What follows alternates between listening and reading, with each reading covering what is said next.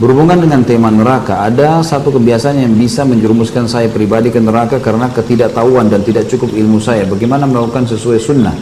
Karena saya takut asal ikut-ikutan. Kebiasaan tersebut adalah tahlilan atau ngelayat. Tolong jelaskan sedetail-detailnya Ustaz, berdasarkan pengalaman Ustaz Khalid pribadi. Gimana sikap kita yang benar jika mendatangi acara seperti ini dan sikap kita bila mengadakan acara itu? Dan bagaimana menolak orang yang akan melakukan pengajian buat si mayit? Tahlil adalah la ilaha illallah. Bagus tahlil itu. Tahmid, alhamdulillah. Takbir, Allahu akbar. Zikir adalah ibadah kepada Allah. Bahkan satu-satunya ibadah yang dari dunia sampai ke surga masih dikerjakan hanya zikir. Sholat sudah nggak ada, haji nggak ada, zakat sudah nggak ada di surga, tapi zikir selalu. Nggak bisa lepas itu.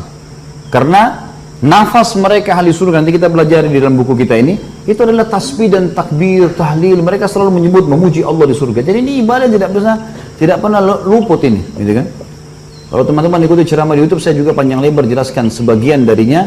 Penjelasan masalah ini di judul Dahsyatnya Doa.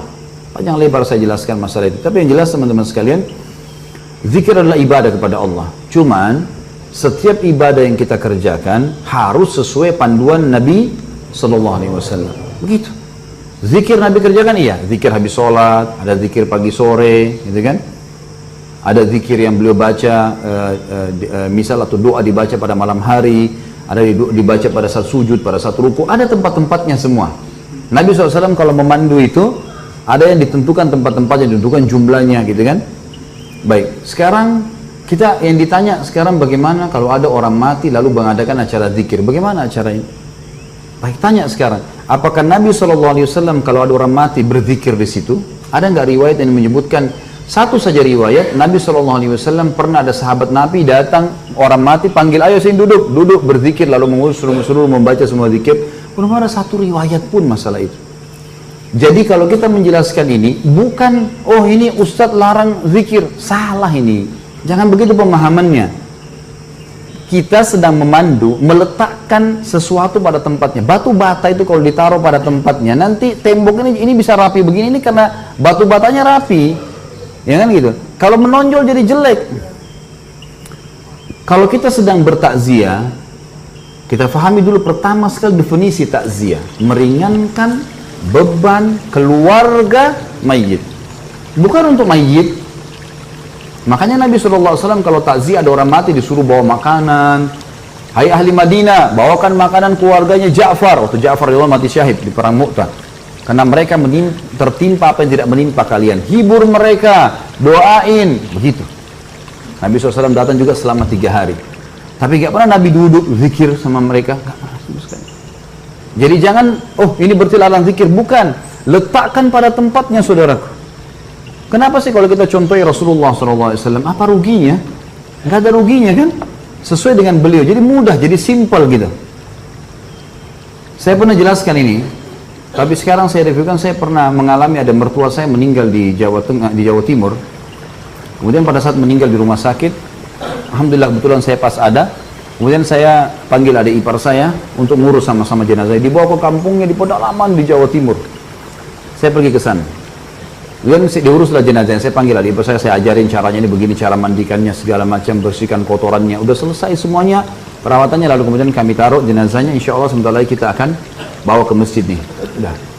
Ada orang-orang datang semua, kemudian kita bawa ke masjid. Habis sholat di masjid, rupanya ada tradisi-tradisi yang ada.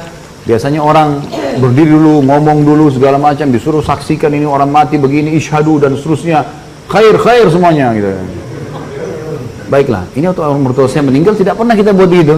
Habis dia disolati, sudah jemaah sekalian, sudah disolati, kita bawa ke masjid. Nabi SAW dalam riwayat dikatakan, solati sahabat langsung sahabat berlumba-lumba memikul jenazah itu. Segera. Lalu kata Nabi SAW, kalau di punggung kalian orang saleh, maka dia, si jenazah itu, ruhnya akan berkata, sungguh gembira, kalian akan membawa dia ke satu tempat yang senang, menyenangkan. Lalu kalau dia orang buruk, maka itu seburuk-buruk yang ada di pundak kalian. Karena dia akan berkata, kemana kalian akan membawanya, sungguh celakalah dia. Begitu seterusnya, sampai dibawa ke kuburan. Lalu Nabi SAW menurunkan jenazah, dan diturunkan jenazah ini, diturunkan, kemudian mereka naik, lalu kemudian ditutup. Itu sunnah Nabi SAW. Maka saya lakukan seperti sunnah ini. Jadi nggak ada lagi dibuka kupingnya, diazanin, panggil anaknya azan, kena azan untuk sholat, gitu kan. Nggak ada hubungannya sama orang mati. Allah mengatakan, innaka la tusmi'u man fil kubur. Kau tidak akan bisa memperdengarkan orang yang di kuburan, hai Muhammad. Selesai orang mati, mau diazanin untuk apa gitu? Ada yang lebih unik, ngajak bicara orang mati itu. Saya pernah lihat itu di kuburan, dia pegang kertas, orang-orang di sebelahnya nggak ngerti, saya ngerti apa yang dia bilang. Hai fulan bin fulan, kalau malaikat mungkar nakir datang tanya siapa Tuhanmu, jawablah Allah. Kalau antum ada orang meninggal, langsung antum ikut, lalu antum lihat dia pegang kertas, itu dia ngomong sama orang mati biasanya. Kalau datang tanya siapa nabimu, bilang Muhammad SAW. Kalau datang tanya agama, bilang Islam. Jadi dia memandu orang mati. Apa yang mau dipandu? Waktu masih hidup ajar, gitu. Jangan lagi mati. Baiklah.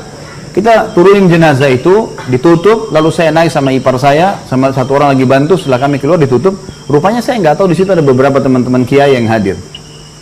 Kemudian setelah itu saya jalankan sunnah Nabi SAW. Apa sunnah Nabi? Nabi SAW waktu pernah mengubur sahabatnya, jenazah sahabatnya, langsung beliau berceramah tentang proses orang mukmin kalau ruhnya mati, maka akan datang 3 malaikat, kiri kanannya malaikat rahmah membawakan kafan dari surga, malaikat maut dibunuh-bunuh kepalanya mengatakan, hei jiwa yang baik, keluarlah kepada pengampunan Tuhanmu. Lalu ruhnya keluar lebih mudah daripada air dari mulut kendi. Terus saja saya sampaikan, sampai saya sadari, ipar saya menangis dan orang-orang banyak yang nangis, karena riwayatnya panjang itu, tentang ruh orang beriman keluar, kemudian mengeluarkan bau lebih wangi dari bau kasturi, naik ke langit, semua malaikat menyambut ruh itu. Kemudian terdengar Allah mengatakan, catatkan hambaku ini termasuk penghuni surga, kembalikan dia di dunia, di sana saya ciptakan, di sana pula saya bangkitkan. Lalu diantar ruhnya bersamaan jasadnya dimasukkan oleh kerabatnya.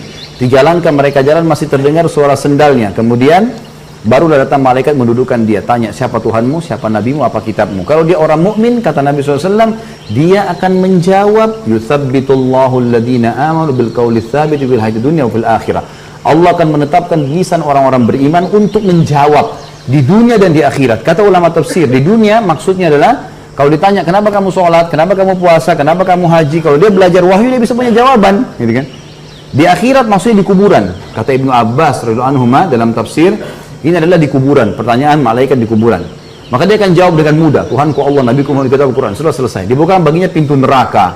Dilihat neraka, dia ketakutan. Lalu kata malaikat, lihat dari apa Allah selamatkan dirimu. Ditutup, dibuka pintu surga, dayang-dayang, permadani, kelebihan segala macam. Lalu kemudian dia malaikat berkata, ini tempat kau sekarang. Maka dia pun mengatakan, ya Allah cepatkan waktu karena aku ingin masuk ke dalam surgaku. Lalu datang di sebelahnya orang yang tampan, wangi, bersih. Dia kagum. Dia bilang, siapa kamu ini? Sungguh sempurna ciptaan Allah pada dirimu. Dia mengatakan, saya amal soleh yang akan menemani kau sampai hari kiamat. Jadi ibadahnya, sholatnya, semuanya akan menemani dia. Kemudian setelah itu terdengar suara dari langit, Allah mengatakan, bentangkan kuburan hambaku ini seluas pandangan matanya, dan bentangkan jalan ke surganya setiap pagi dan petang. Maka jadilah kuburannya taman dari taman surga. Sebaliknya kalau dia orang kafir atau orang fasik, akan datang 3 malaikat, 2 malaikat penyiksa kiri kanannya membawakan kafan dari neraka, 1 malaikat mau dibunuh-bunuh kepalanya mengatakan, hai jiwa yang busuk, keluarlah, wadah murka Tuhanmu. Lalu berserakan di tubuhnya, lalu malaikat menarik dengan keras secara paksa, seperti ibaratnya bulu domba yang dibasahkan lalu dililitkan di pohon berduri dan ditarik dengan keras sehingga berantakan bulu domba itu. Belum sesaat keluar, ditangkap malaikat azab, dipakai kain kafan dari neraka, lalu dibawa ke atas. Belum tiba di langit pertama, semua malaikat menolak karena mengeluarkan bau lebih busuk dari bau bangkai. Wa na'udzubillah. Lalu terdengar suara dari langit, Allah mengatakan, catatkan hambaku ini termasuk penghuni neraka, kembalikan di dunia, karena di sana saya ciptakan, di sana saya akan bangkitkan. Lalu diantarlah bersama dengan jenazahnya diantar oleh kerabatnya.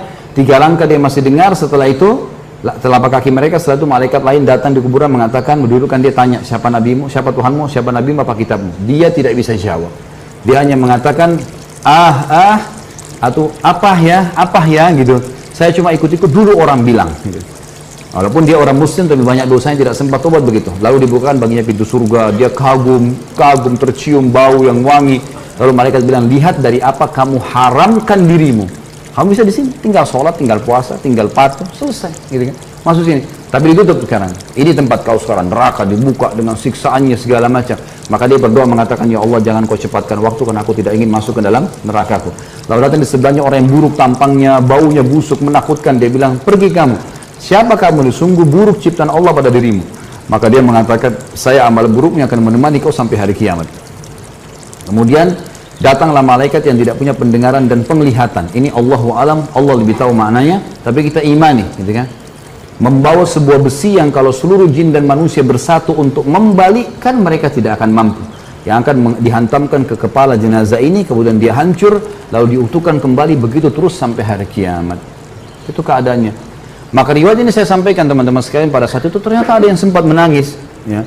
Setelah itu kami pulang, dan saya bilang sebelum pulang, bapak-bapak sekalian, kami membuka rumah orang tua kami untuk takziah selama 3 hari. Sunnah Nabi SAW takziah itu adalah begini: datang, doakan, sabarkan kami, dan lagi berminat membawa makanan silakan. Kami tidak siapkan makanan dan minuman, karena sunnah Nabi SAW gitu. Alhamdulillah 3 hari itu nggak ada acara apa-apa, nggak ada ribut-ribut, nggak ada. Semua orang datang, doakan kita, pergi, bawa makanan, pergi.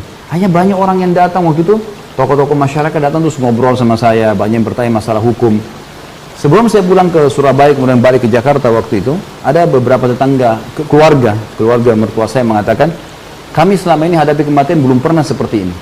Kami merasa 3 hari ini nggak ada beban. Dan sekarang seperti kami sudah ikhlas melepaskan. Sebenarnya sunnah Nabi SAW. Tapi teman-teman sekalian, kalau ada orang yang tetap mau melakukan haknya dia, saya tidak larang ya. Jangan bilang Khalid Basalamah larang, sehingga lagi menyesatkan. Tidak. Silakan buat, yang antum mau buat silakan, bebas, gitu kan. Semua orang bertanggung jawab. Tugas saya menyampaikan saja, gitu kan. Berada di zona aman lebih baik daripada zona yang tidak aman, gitu kan. Walaupun anggap tidak haram, tapi minimal syubhat. Baik, ini sama saja. Lebih baik kita di zona aman. Ada perintah kerjakan, tidak ada tinggalkan. Sebatas itu saja. Allahu a'lam.